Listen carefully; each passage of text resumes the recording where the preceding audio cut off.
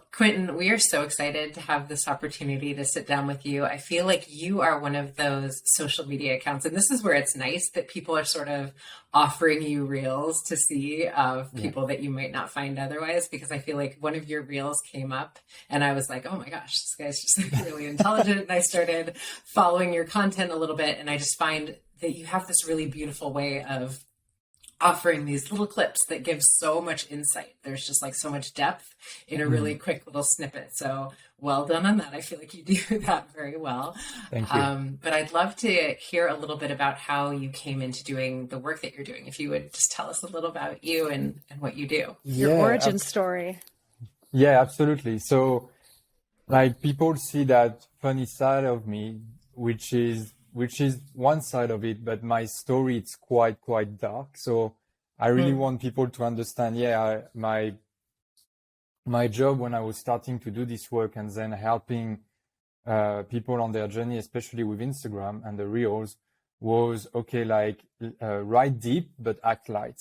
But like if we look at my past was very dark.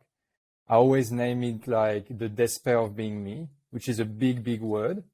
But this is how I felt really in my childhood.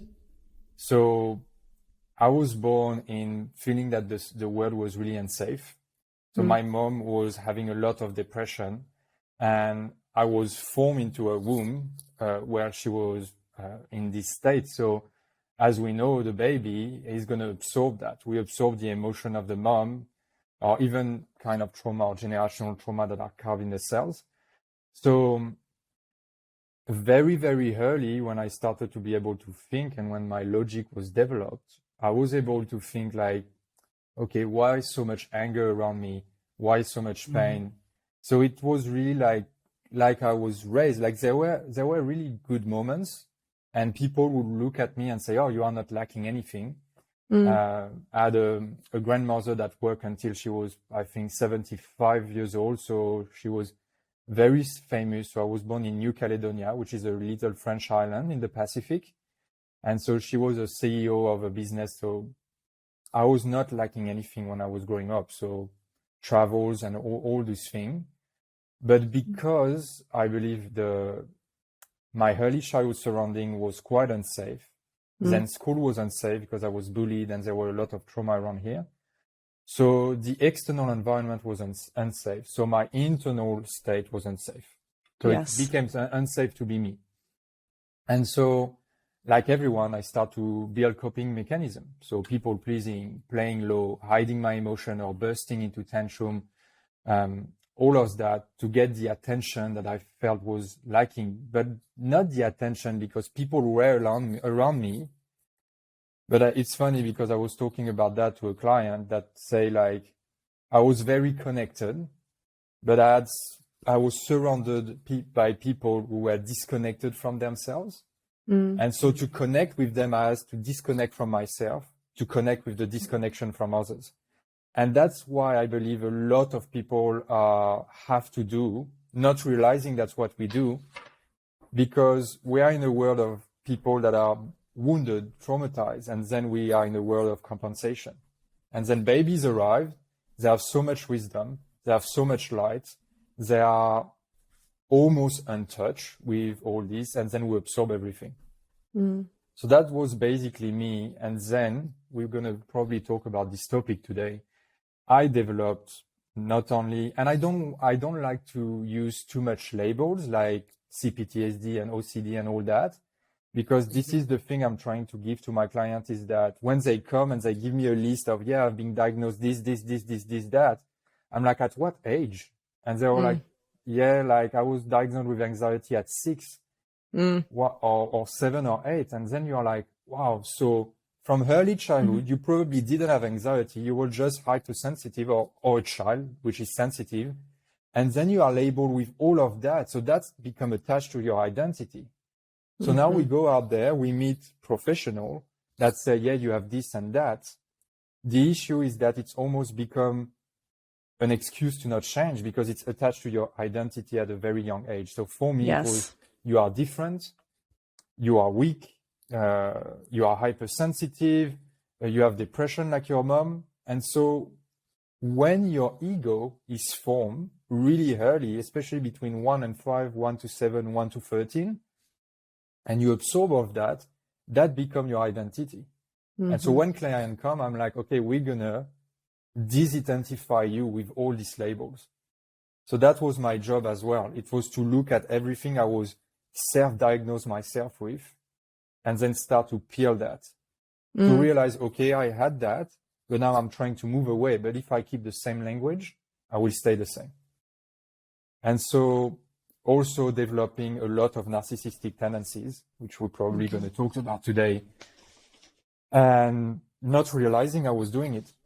Because for me, being around a father that was really angry, a mother that was depressed and stuff, that became my norm. My ego was like, okay, that must be love. Because for the ego, loves become familiar. And familiar is safe. And so I was constantly recreating that for myself.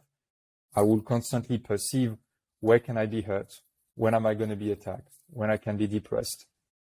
And so we move into life having all those conscious desire of, I want to be happy. I want that romantic relationship that is healthy and stuff. But deep down, we have a unhealthy or disconnected relationship with ourselves.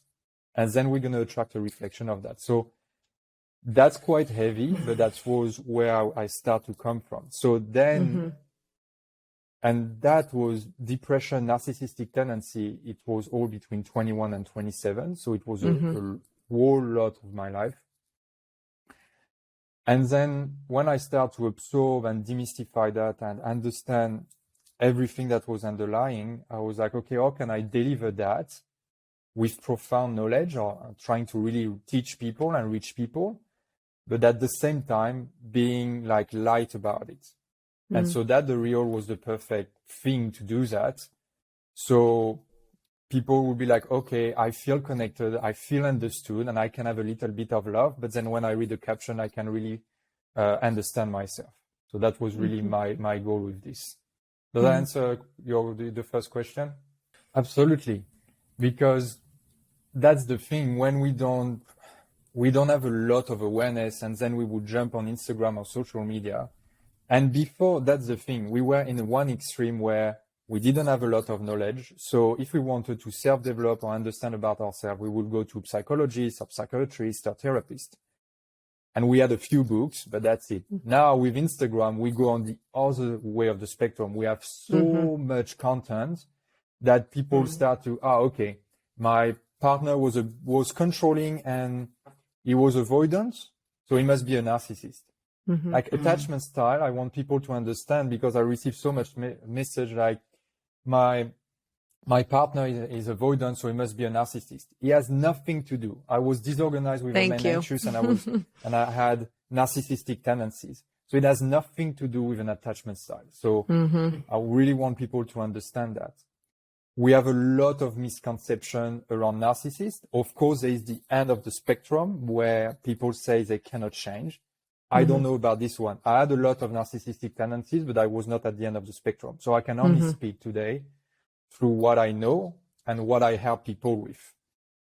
And so many people with narcissistic tendencies are highly traumatized people whose ego has assimilated love with hurt, with revenge, with resentment, with shame, with despair. And so for any human beings, if your basic needs were not met, so to be seen, to be heard, to be loved, to be acknowledged, to be respected, our ego start to assimilate what's familiar, what's around us, with love. And so that's become our subconscious need. So I talk a lot about our conscious desire, our basic needs as a human being, and then we have the subconscious needs. And we don't realize that's what is ruling our life. And so for people with narcissistic tendencies, not only their needs were not met, but their essence as a child were absolutely physically and emotionally, and I'm going to use big words again, destroyed, manipulated, and gaslighted. Parent gaslighting is a real thing. It's really important to know, because we think it was a way of teaching a lot of things, like teaching children how to be independent and that. Now there is a lot of parenting gaslighting. So destruction, manipulation, humiliation and despair became their way to understand love. So that's their love language, which is really a trauma language to understand. So if we look at people with narcissistic tendencies, they will lie, they will pretend, they will manipulate others the same way they have been humiliated, groomed, and gaslighted. To subconsciously, and this is the big thing, recreate and re-experience the familiarity of their childhood surrounding. Because internally, they are trapped in that prison of internal sufferings and the absolute rejection that fell in their childhood. So being rejected become an addiction, because we can become addicted to any kind of emotion, not only to pleasure, but also to pain. So that inner child inside of them, and when I teaching people of that, it's really connected. So my inner child was saying, if they understand the despair I feel, by having them feeling it, I won't feel so alone. I won't feel so shameful. And so the ego says, rejection, humiliation, despair, it's what's familiar. It's what I've known the most. It's what I've recorded the most. So that's safe. So I want more of it. So I'm going to do that to others, to re-experience what I call the safety of rejecting and shaming others, which is really a self-rejection. So, because, as you know, narcissistic tendencies are highly toxic, hurtful, and abusive. So the result is now the people who are like that are being rejected by the world. So for people with these tendencies, they reject any chance of connection with themselves and others, and the same way they felt rejected in the past. So it's, I was being hurt instead of being loved. So love cannot be felt if no hurt is done. So it's, again, connecting through disconnection. It's loving through hurting. And so I want to understand, like, people with narcissistic tendency, it's not only that bad guy that we have to go on a war with and all this. Of course, I don't want you to stay with someone with narcissistic tendencies. Like, probably a lot of my ex's partner in the past would say, like, yeah, Quentin was a narcissist. I was able to change. So I never wanted this to become my identity. And my awakening through that was that I had to feel all the deep shame inside of me to awake me. And I felt that with my partner at the moment, when I saw I was becoming my father to my stepdaughter. And that was that click for me. I'm like, no, I don't want to pass down to her. So it was that push, it was that click, really, like, I need to change now. So it's quite heavy, but I want people to understand the reality of narcissistic tendencies. And again, we all had maybe a couple of narcissistic tendencies, or at least narcissistic behaviors in our lives. Yes. Yeah. I think, just to follow up on that real quickly, so then what becomes the path to, is it developing boundaries with this person in your life? Like, I hear a lot of an invitation towards compassion and an understanding of this is where these tendencies come from.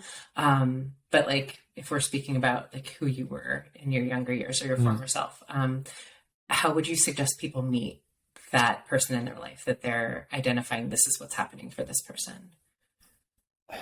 Yeah, it is really, really challenging for someone to deal with with people with narcissistic tendencies, because you can't really change them if they don't want to. The only thing you can do is, one, protect yourself, and two, going to heal yourself, because oftentimes people who attract people with narcissistic tendencies are attracting a reflection of their past. So if you were surrounded by someone with narcissistic tendencies in your childhood, you will attract that in your present to reflect back the unhealed wound you have from the past. So this is where somatic work is so important, and also energetic work that I do with cracking open the programming from the language of the child, because in the past there were an energy stored in you, basically. And that energy I call the victim energy, but you were a victim of abuse. And that victim energy inside of you is like a magnet. So it keeps attracting, it keeps creating an energy field around you, and you will attract people that respond to who was created that for you. So that's why we see a lot of empath, and we can talk about this because, again, there's a lot of things around empath that we don't really understand, I believe. Mm-hmm. A lot of empath will attract narcissistic people because a lot of empath are actually victims with big victim of trauma. And so you will keep seeing aggressor coming into your life until you heal that. And I see that with a lot of women that I work. When we crack that and we free the energy that was stored when they were hurt in the past, they either don't attract aggressor anymore or know people with narcissistic tendencies, or they can recognize that really quick and they're like, I'm not doing this. And they succeed at what I call the integration opportunity, is when you have something that comes and when you get to choose what you couldn't choose before because you were too scared or too traumatized. Now you are like, I set boundaries, I choose myself. So people with these tendencies, they have to at some point awake through the pain. And it's not your job to do that. Oftentimes, for me, it was the breakup that awakened me. So the best thing you can do with these people is actually living with them and hoping that the pain are going to awake them. Because with these tendencies, to some degree, we need to reach rock bottom and then be like, oh, I don't want that. And realize, yeah, it's you. So you are the common denominator. You need to change. I talk a lot about how, so I do a lot of work around codependency, and the way that I talk about codependent behaviors or codependent personalities is really that it's kind of the opposite side of the same coin of narcissism, because they're very attracted to each other, mostly because from a personality structure, they're both other oriented, right? Like they find themselves outside of themselves because they have such a lack of self internally, right? And I would say, and Danae, you were actually the first person that really turned me on to this years and years ago when I was kind of going through a struggle, breakup with somebody who had substance abuse issues. And I remember, Danae, you saying to me that somebody who's in the active throes of an addiction it's self-centered, right? It can be very narcissistic when you're in that space, which again, if we're talking about codependents and narcissists, or empaths and narcissists being very drawn to one another, you know, you might say too, even people struggling with substance in many ways, there's so many narcissistic traits that come out. But again, we can offer it, or look at it rather, with compassion. It doesn't necessarily mean that we have to, quote unquote, put up with the bad behavior. But there's so much compassion that I have found in the understanding of me being on the flip side of that, which is the more codependent, highly empathic, trauma-based, right? And then looking on the other side and saying, oh, it's also trauma-based. And I need to leave, which is what you said, in hopes that they will find their way, but they might not. And I have to be okay with that too, right? It would be the same thing with somebody with addiction. I can't do that for them. They have to do that on their own if they so choose. Yeah. Absolutely. Yeah, really beautifully put. And that's why, like we were talking, like empath are people who believe again they are empath. Because again, it's a label we can talk about here. Will attract people that are more of an aggressor or domineering energy. We see that a lot of time. Okay, so I want to talk more about this idea of empath, right? Or being an empath, because I speak a lot about this as well in my codependency work. And I'm curious to know, I was kind of nodding my head when you were talking about how it's really trauma based, because that's usually the way that I speak about it as well. But I'd love to hear, a lot of people out there talk about this term empath. And I think there's a lot of misconception out there, maybe some misunderstanding about not just what it is or where it comes from, but also it can be a gift, but it can also be a curse, right? And so I'd love to kind of hear your thoughts on it. Yeah. So just for the people that are listening to us, I'm not so sorry for what I'm going to say, because I know it can awake a lot. So for people who have attached their identity to the word empath, most empaths are not empath. Maybe we can say wounded empath, which evolving into an integrated empath. So an empath that have healed her wounds or his wound. But like many people who label themselves empath are highly traumatized people, again, whose ego has assimilated love with feeling pain from absorbing a certain level of chaos around them when they were children. Right. And so before the logic is formed, if a child feels bad, they believe they are bad.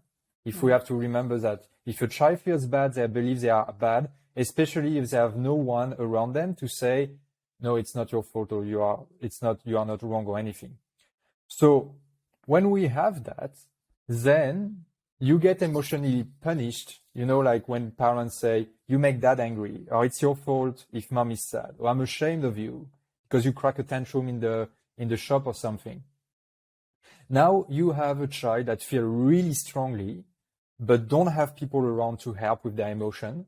They start to believe it's their fault for people around them to suffer or be emotional. And they now believe they are doing something wrong if they don't hyper feel for others, if they don't take people suffering on their shoulders, which quickly result with their abandonment or the avoidance of their own feeling and emotion to meet other people's need to feel loved. Mm-hmm. So their nervous system became highly dysregulated and hypersensitive to others. So I like to call that emotional hypervigilance. Mm-hmm. When I become hypervigilant to everyone around me. So most actually don't feel for others. In the echo of other sufferings, which is perceived through our mirror neurons, they feel their own trapped pain. They feel their own unprocessed hurt from the past. They had no choice but to compress from external repression, the repression from their caregivers. So they oftentimes have been shamed or gaslighted or punished again. So as they are quickly learned to abandon their own emotion on the side because it was too overwhelming too soon. And a good way to bypass and keep hiding behind the empath identity is to believe you are feeling for others because you are unconsciously avoiding the depth of your own pain. So you don't have to look at yourself. But by feeling for others, because you think it's your responsibility, you keep subconsciously punishing yourself the way you felt punished in your childhood. And so a lot of people who label themselves empaths, they become toxic positive fixers, saviors to repress that deep sense of sadness, shame, and abandonment. The body, and it creates hypersensitivity, which we believe we are empath because the body holds on to so much pressure and tapped energy that is like, oh, I feel for others. No, you feel for yourself, actually. And so some of the adaptation is when we go into high spectrum is to try to free others from their sufferings. But what we are trying to do is unconsciously liberate ourselves from our sufferings. And so this is why often we mistake kindness with people pleasing, because true kind people, they don't leave themselves behind, which is what we do when we people please. But because empaths are highly valued for giving from their hearts, they don't realize how hurt their heart is. Excuse my pronunciation with my French accent is here, but like they don't realize how hurt their heart is. So they continue to overgive, overshare, overfeel to avoid feeling abandoned, which is actually fulfilling the very things they are trying to avoid, self-abandonment. So giving a bit, again, like it's beautiful to see when you have someone that labeled empath, we can say wounded empath, that become an integrated empath. Because now she's choosing herself or he's choosing himself. And so this is the best way because you can only demonstrate real empathy to others if you understand the depth of your own empathy towards yourself. And that comes with the acceptance of everything that happened in your past without any shame and freeing yourself from all the emotion. And then like real empathy, real compassion, real kindness can come from this. Wow. Quentin, I'd be curious to hear your thoughts on something I've heard people speak to in terms of empaths from a more, I guess, a metaphysical perspective is that in the same way that all of us have intuition, but not everyone is an intuitive, meaning that they can sort of intuit like, you know, things that are happening. I mean, we might all have those capabilities, but not everybody is like tuned in the way that someone who what they do is an intuitive, right? That I have heard people speak to, you know, people are often calling codependency being an empath, right? Which I feel like is what I hear you speaking to a little bit, that there's a little bit of a conflicted definition there in that that's not actually what it is to be a quote empath. That might be you in sort of like a wounded space of empathy where you were overemphasizing and your nervous system is picking up on things based on a trauma response. But Yeah. I think that can sometimes feel a little bit different to me than the energy of like, I'm picking up on energy in a room, not necessarily from a fixing space, Yeah. but from a space of me feeling into the energy of others. Do you know what I mean? Or what I'm asking? I Oh, guess. absolutely. And this is the thing where when we remove ourselves from all the labels and we start to hear, then definitely we can feel the vibration in the room. We can especially feel, before healing, we feel what we have inside. But yeah, the intuition become extremely powerful when we hear. Otherwise, oftentimes people confound or mistake intuition with the voice of their ego. Because the intuition is when you really feel calm, congruent, and it's something that hit the spot like boom. It's like a thought that come rah. But like trauma voice will be like when we feel anxious, when if for example you are dating and you feel the person is unhealthy, that might be an intuition, but it's more an instinct of protection, which is a bit different from the intuition. But oftentimes, yeah, like we really, really confound the projection of our wounds with an intuition until we heal. And when we start really healing, we rediscover the power of our intuition. Does that answer your question a bit? Yeah, I think so you're saying the distinction is more around if it's coming from a space of our wounds or a space where we've integrated Absolutely. some of them, and we're able to tune into ourselves in a different way. Yeah, and Absolutely. in my experience too, personally, struggling with this, but also with clients as well, is you know, your internal wounding, kind of what you're saying, when it's coming from the wounded space, it's like those of us who grew up where in order to protect ourselves, we had to learn to become highly attuned to the caregivers around us, right? And so you get that heightened spidey sense after years and years and years of practice. Now, here's the thing. It can also be a superpower, right? I always kind of jokingly will say to clients, I love the fact that I can go into a room and be like, oh, I don't like that person. There's something about them. I'm going to stay away. I'm not even going to question it. Right. I love that I have that, but I've done a lot of work around, to your point, where is it empathy? Where does it cross the line into, I had a client call it me-pathy once. And I was like, that's so spot on. Right. And kind of where's that border? And once you've done a lot of that healing work around where do I end? Where do I begin? Where is it trauma versus, you know, then you can start to say it is a superpower and I can use it as such versus it controlling me. I'm more in control of it. Absolutely. And you can test that. You can set your intuition. You go into the room, you feel not dragged or repelled by someone, and then you go and talk to them. And then when you talk to them, sometimes what I've realized it will me, sometimes I'm like, oh, I don't like that person. So I'm consciously gonna go and talk to that person, discover the person, and see actually, was I correct with my intuition? That's why you also can build your intuition and improve connecting with it. Was I congruent with it? Or was actually my trauma vibrating maybe from their trauma and that created a repair? So actually, not liking that person was mirroring how I don't like some part of me still. Because that's what happened also in romantic relationship. It's like everything that you dislike or is triggered by your partner is an opportunity to look at you and find a part of you that you still judge, shame, or not accept. And so that doesn't mean you should be like, oh, okay, I'm going to work and stay in an abusive relationship. No, if it's an abusing relationship, you notice that, you remove yourself, and then you work to crack your programmings or find out in the past what you still don't love about you. Right. Yeah, you speak a little bit about your relationship, you know, this idea of transmuting your trauma, right? I love that word, that transmuting that you've used. Yeah. Will you speak a little bit about that with your personal partnership, if you're comfortable? Yeah, so well, there is a lot here, but when I meet with my partner, we were highly, highly traumatized. We attract each other from a trauma bond. And so the journey that is very challenging and very rewarding at the same time was to move from trauma bond relationship to more secure relationship. And so we both had to understand our wounds through the reflection of one another. So she was more of the avoidant, I was more of the disorganized with anxious. And we had to break up 3 times. The third time, this is where I really spent completely 6 months on working deep on myself. Met a couple of mentors that really showed me what I needed to see.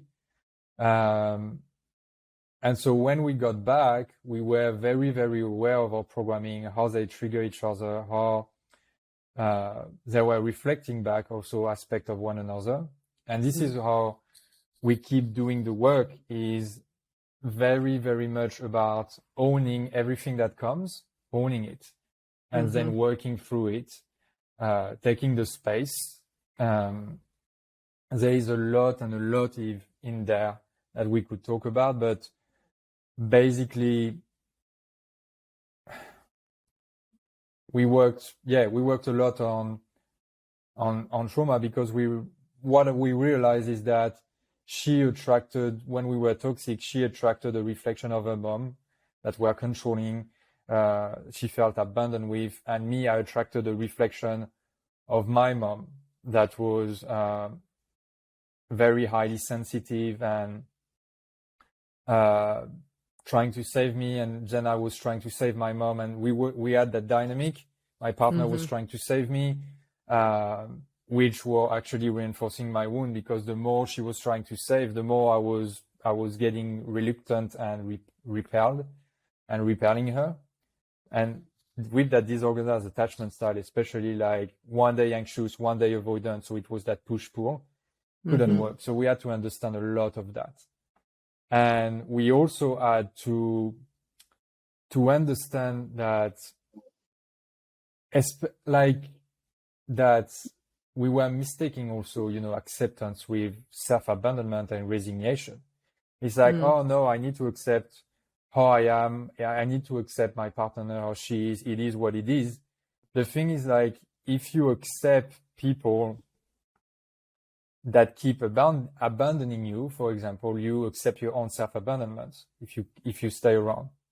If that makes sense. So that's why I talk a lot about mistaking acceptance, because I couldn't accept her if I didn't accept the part of me that were not accepted in my childhood. And for her, it was the same. If that makes sense. Yeah, I think what you're saying is so interesting, and something that I feel like I've been grappling with a lot with clients and in the sphere of dating. And I'm curious to ask you some more about that. But I think what's challenging for me is it feels like there's almost always, you hear a lot of people say that it's not true that you need to love yourself before you can love someone else. And I agree with that to an extent. And I also think that there is a lot of an ability to regulate our own nervous system that if we don't have as the baseline, learning how to do that for ourselves, we will just sort of continue these trauma bonds that you're talking about and projecting our pain on one another. You know what I mean?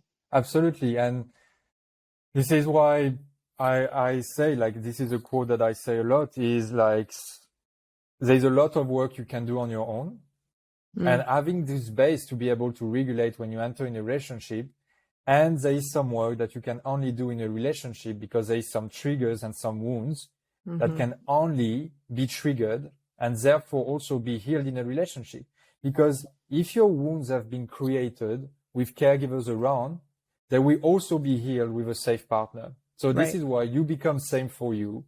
The energy of that is more likely to attract someone who are safe with themselves. Now you can be safe with one another. It's like when I talk with men, I say, you got to commit to yourself. If a man is not committed to himself, he cannot commit to a woman. It cannot.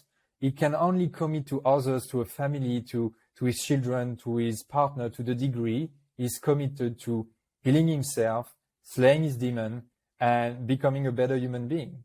Self-commitment, then go outside, and this is devotion.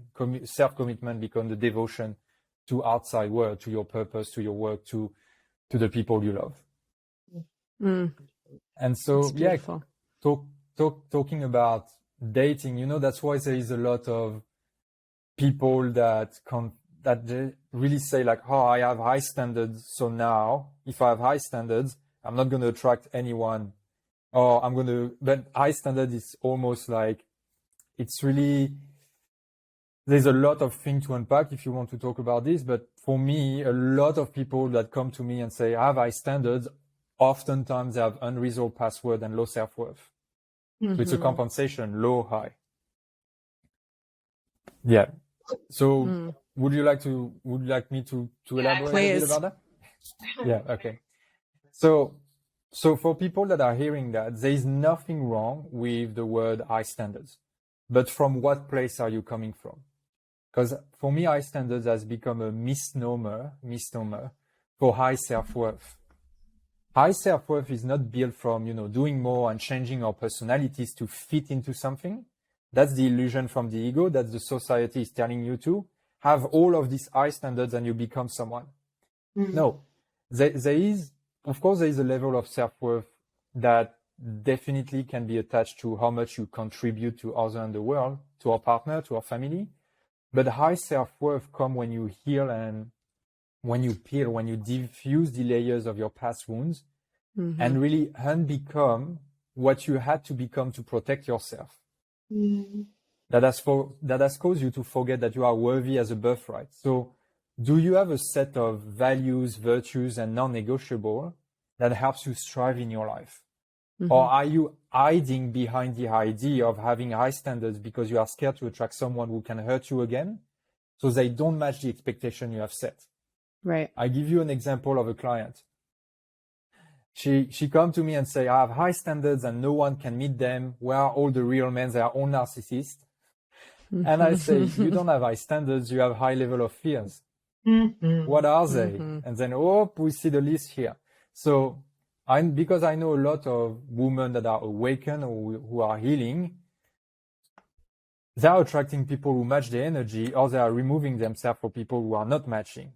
So what I was telling her is that you are actually attracting real men that matches the reality of your fear and not the high standards you have set.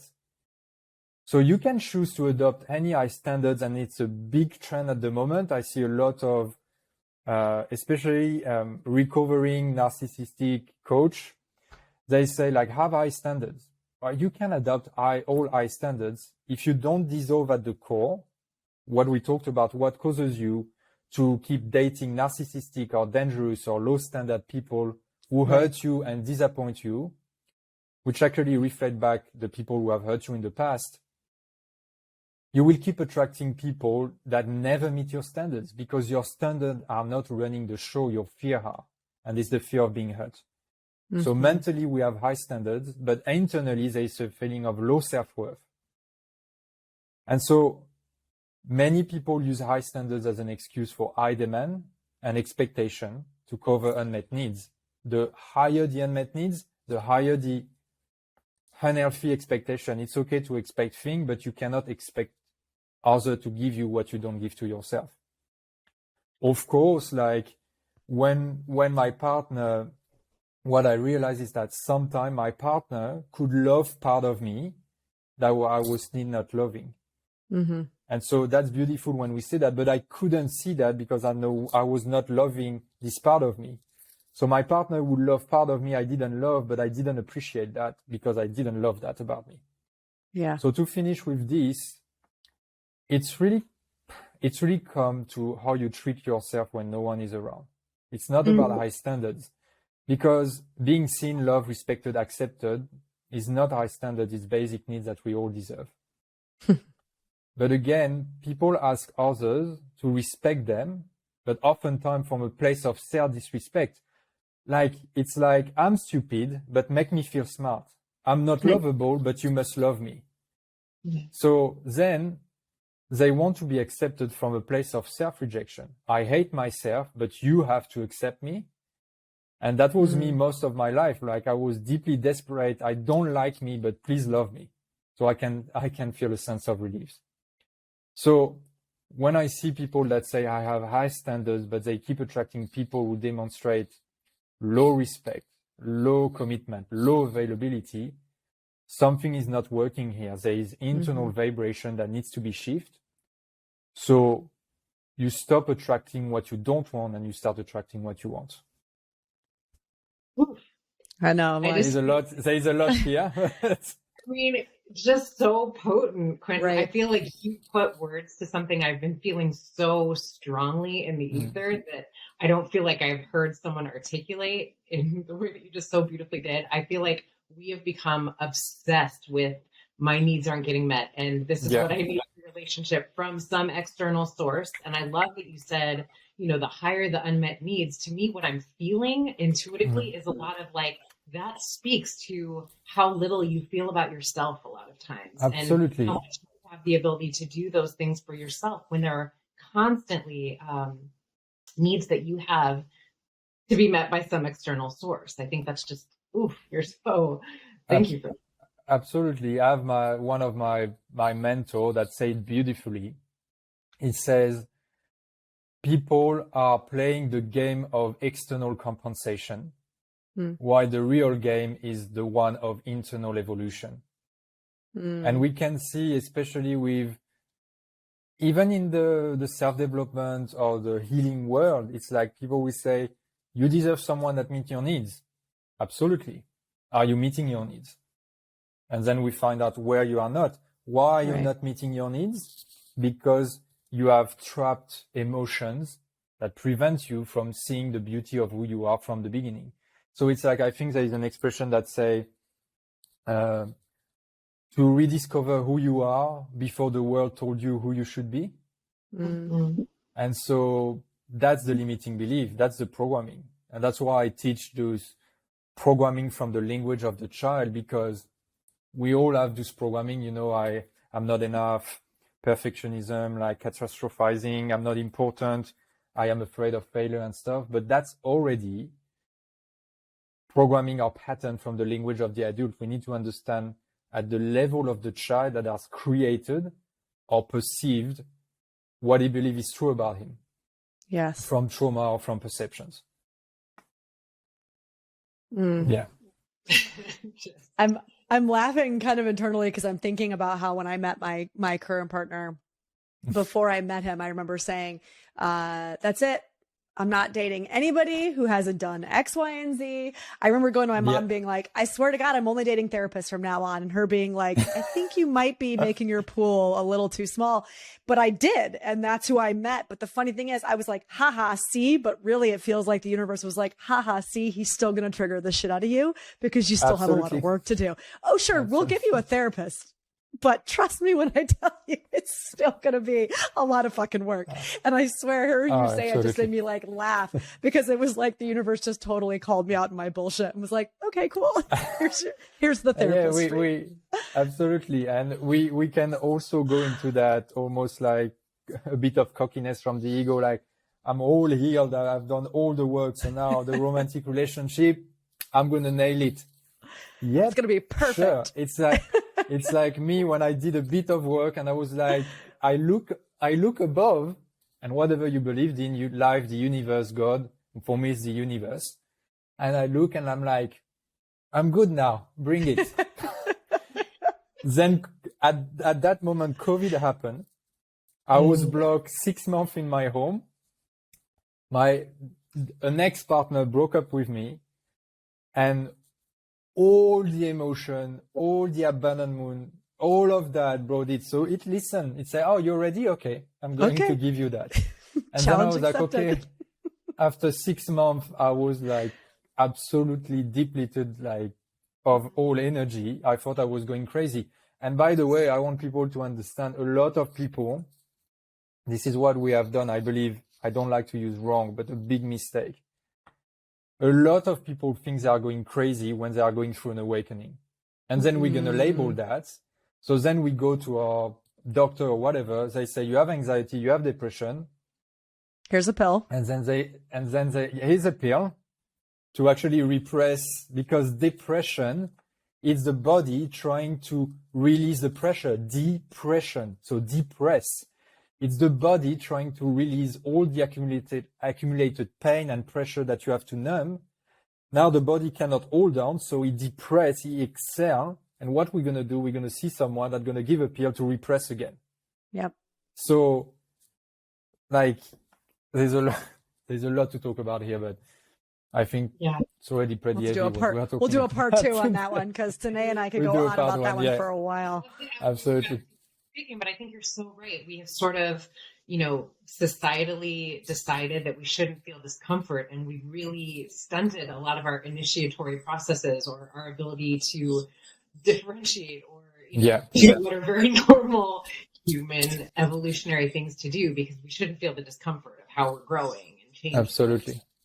Right. And also too, you know, Danae, we've talked about this, like it's that thing about, this is a normal reaction to an abnormal situation, right? Or an abnormal environment and right. To society, to how we're living right now, disconnected from each other, disconnected from ourselves, right? Disconnected from our earth and so what happens? Increase anxiety, depression, all of these things, but we can't, rather than accept that it is actually very normal for many of us to be experiencing this because of what's happening, let's just repress it further, right? Yeah. It's it's either repressing or we move into spiritual bypassing, which is really that moving into, again, if we want to talk about this, is that weird acceptance that we confront acceptance with self-abandonment and resignation. And there's a lot of things out there at the moment, especially with spiritual bypassing and a lot of content that actually bypass the real thing. Because all these labels, it's also a form of bypass, because people will be like, oh, I am disorganized, I am this, I am that. So now other people need to accept me from that. No, the labels are supposed to say, oh, now I know what I am. I need to diffuse that. It's not another excuse. So do you want to talk a bit about that? That acceptance, that we confront acceptance and with self-abandonment and resignation? Sure. Yeah, let's do it. I mean, what you're bringing up is, I was thinking about how Danae and I have talked about how Jung spoke a lot about inferior function, right? And when he talked about it, it was more from a sense of like, not to shame you, but to say, these are your inferior functions. Now, how can you work to increase your capacity in those areas, right? And it just feels similar. It's like, it's not to say, oh, this is my inferior function, so it is what it is. It's more to say, oh, okay, that's great knowledge and understanding for me now to be able to turn towards that and put effort and light and energy towards my quote unquote inferior function so that I can maybe, you know, work through it or increase the capacity. So absolutely. But yeah, I'd love to hear your thoughts. Yeah. So, you know, we say, like, at the moment there is a big trend of people say it's because of the spiritual ego that we spiritual bypass and stuff. No, it's just the same ego trying to be spiritual, because the ego adapts. The more we become intelligent, the more the ego adapts. So I see a lot of people, of course, there's people that find this knowledge and hear, but when we come from a deep place of apathy, despair, resignation, and we start to be labeled with all these labels, and we start to say, oh, it is what it is, just let it go. This is not acceptance. This is apathy and powerlessness. When we say that, we are powerless. For example, I don't count how many people come to me and say, oh, I've tried everything, but nothing works. I just have to accept how my husband is and keep changing me.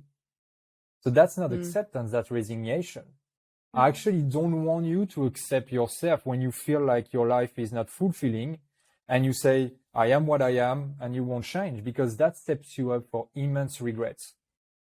Or you will stay in an abusive relationship, or you need to accept your partner. No, don't accept a partner that is abusive with you. I want you to accept the fact that what you thought was acceptance was apathy and resignation in disguise. Because this is what happened with, before all Instagram and all this content, before there were a few books and a few gurus that would write these beautiful mantras or things like that. And then we read that book and we'll be like, I got it. And now we go out there and we say, life happened exactly as it should. It is what it is. Forgive your abuser. Be present. But tell that to someone who is highly traumatized. You know, you are exactly where you are supposed to be. Tell that to someone who is in an abusive relationship. I tell them, you are where you are supposed to be to reveal what you are not supposed to stay. That's more like it. But with that fake notion of acceptance, we haven't done anything internally. You know, like, then life happened exactly as it should. it almost become like your past hurt will keep happening as it should. And the you that say just be present will keep being present with trauma and past conditioning. Because here's the thing with people that say it is what it is or just accept it. Externally they say that, but internally they say, it is what it is, I'm not important. It is what it is, I'm the problem anyway. It is what it is, I'm garbage. It is what it is, I'm not valuable. Or they will never love me. So there is a difference between, it is what it is and staying where you are, believing you cannot change, that's apathy, and saying it is what it is, and I'm totally committed to change and to empower myself. And so true acceptance comes from you breaking energetically and somatically from your sufferings. So, and this is really important, so you can reclaim and welcome back the part of you thought you should have to hide and stay deeply ashamed about. The part of you thought you would never ever be accepted by others because at least one person in your childhood tell you that you were wrong. And so in an unhealthy relationship, acceptance says, so when someone starts to want to remove itself from an unhealthy relationship, acceptance says this partner isn't going to change and heal for themselves and for the relationship. I accept that, and I'm totally committed to choose myself, leave the relationship, and work on my past and what have caused me to attract someone who looked like the caregiver I was lacking from the most, or the caregiver that hurt me the most. Because here the mirror again, we are in Halloween, so I will say this. You will keep bringing the ghost of your past into a present because the energy of your trauma keeps haunting you.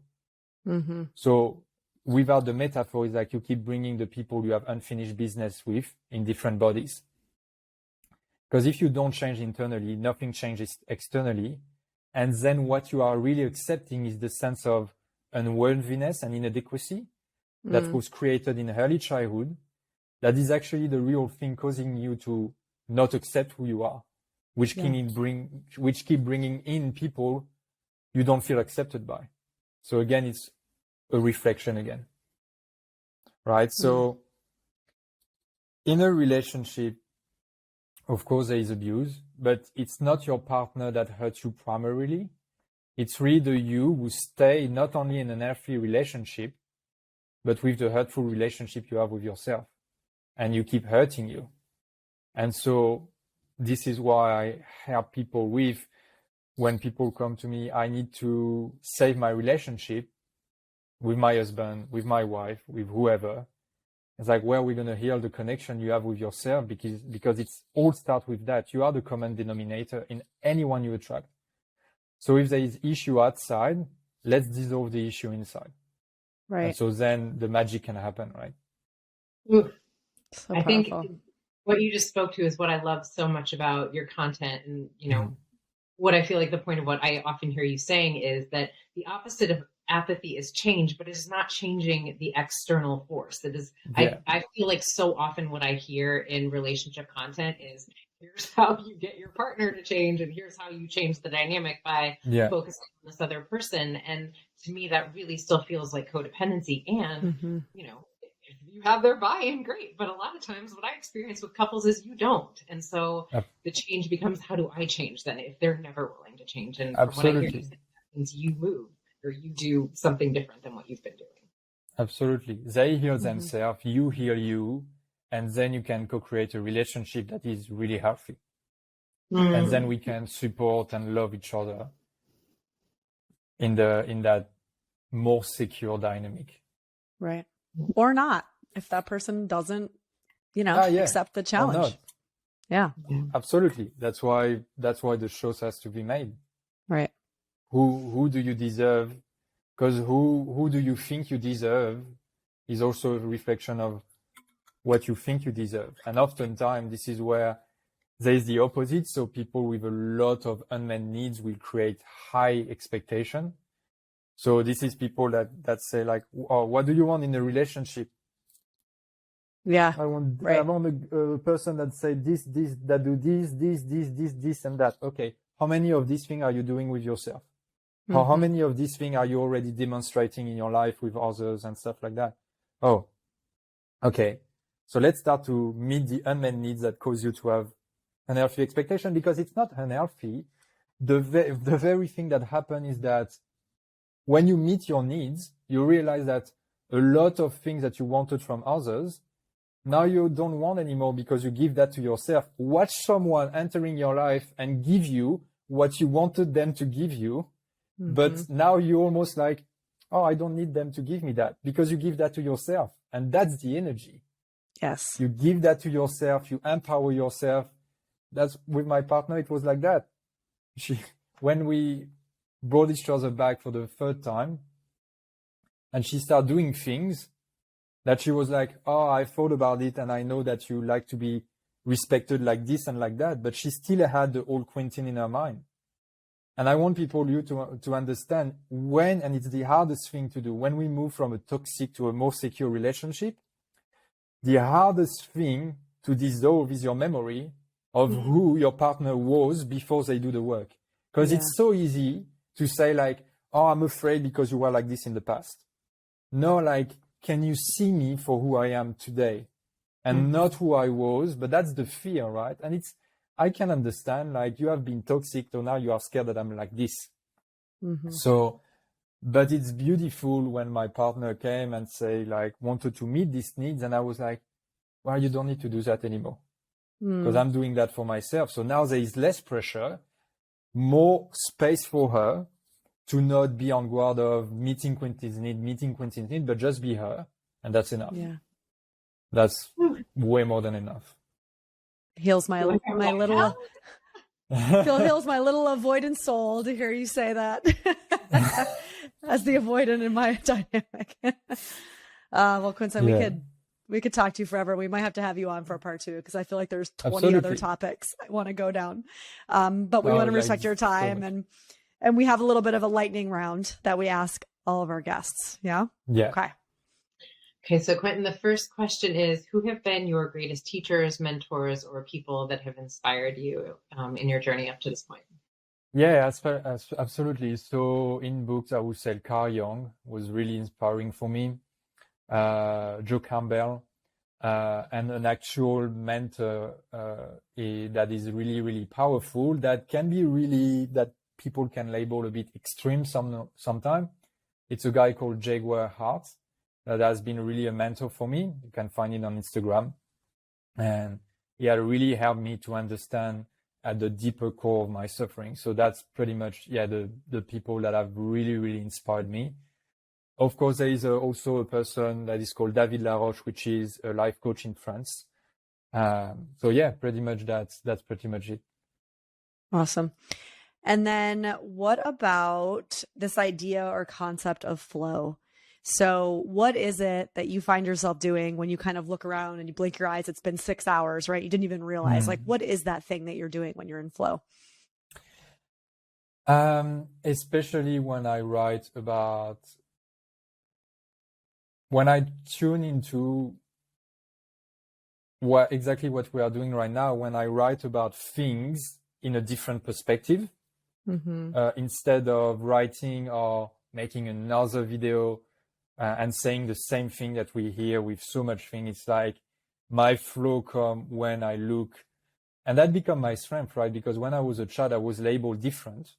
Then I try to compensate by saying like, oh, you told me I'm different, I'm going to be different. But then I realized that my constant need to be different was actually rejecting myself, because I was never trying to fit with.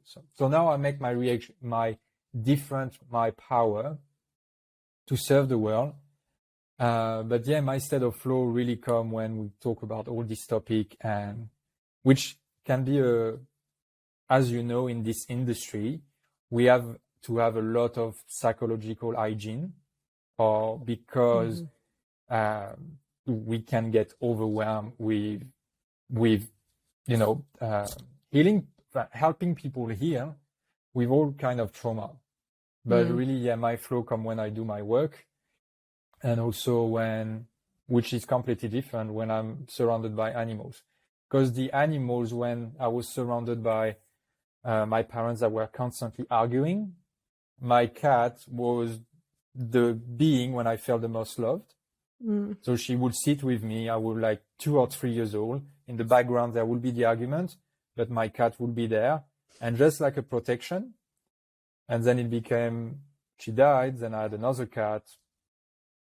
A thing about me is like when I had suicidal tendency, and it might be a bit weird for people, but I was living in Paris, little studio, and I was like in a weird place where I was like, I want to end my life, but I don't have the courage to do it.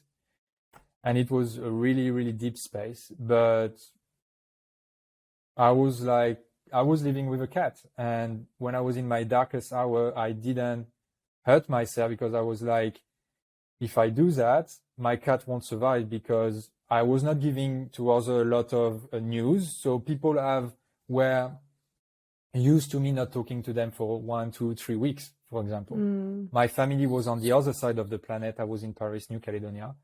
So by the time they would realize something happened, like my cat wouldn't survive. And then also I thought about all of my family. There's a few people in my family that are so codependent that wouldn't survive if I don't survive. So it's a bit dark, but yeah, my connection with animal and nature is really profound.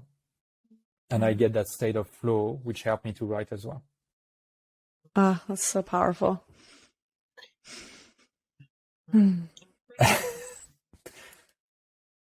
Sorry, can you repeat that? What breaks your heart? What breaks my heart? What breaks my heart is when I don't succeed in being the perfect stepfather that I want to be. And that's what I have to work on myself, is that you are not a failure.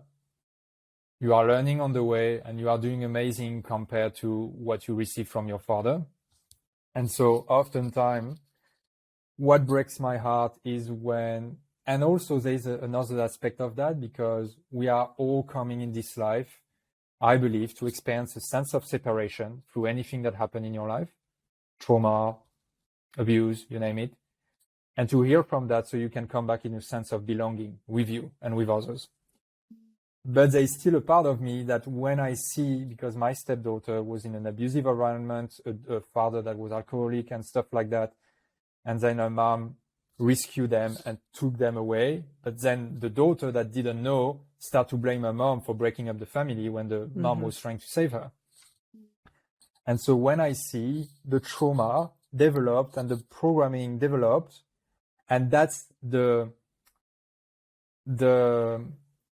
bliss and almost the curse of knowing so much about trauma, is because I can see how it's developed with young people at the age. And beside offering validation, you cannot do much. Validation, presence, caring, but the wounds were already there. And also when I met her, I participated in reinforcing a couple of her wounds before I realized what I was doing. So that was break my heart the most, is like dealing with the shame and the guilt that, okay, I was not here at the beginning and I've participated in a couple of wounds. We all do without knowing it. And so that's how I repair my heart at the same time, because I'm like, okay, you notice that, stop blaming yourself, start acting on it. And that's also a motivation. I am my own motivation, but helping my stepdaughter, really, really trying to not have to go through what I've went through. And at the same time, there is wisdom in it, but I really try to do better than what my parent did. If that answered the question. Thank you for speaking to that, Quentin. I feel like parenthood is the one space where, God, it can just be so hard to give ourselves to. Absolutely. So thank you for that. You're welcome. Really took that and appreciate you saying that. Yeah. When you said, I'm learning it as I'm doing it, I'm like, oh, okay. Yeah. That's going to be my mantra for myself too. Yeah. Because how old is your, like, I can see sometimes on Instagram, how old is your child? 2.5. I have a 5-year-old. 2? Yeah. You have the 5 and 2. Yeah. So you understand. And especially because there is a specific bond between mother and children that it's different from a father and children or a stepfather. But yeah, it's that knowing that, oh, okay, I want to pass down my wisdom, not my wounds. Right. Thank you for that. Okay, so the last one is a doozy. The last question is, what is your favorite food? My favorite food.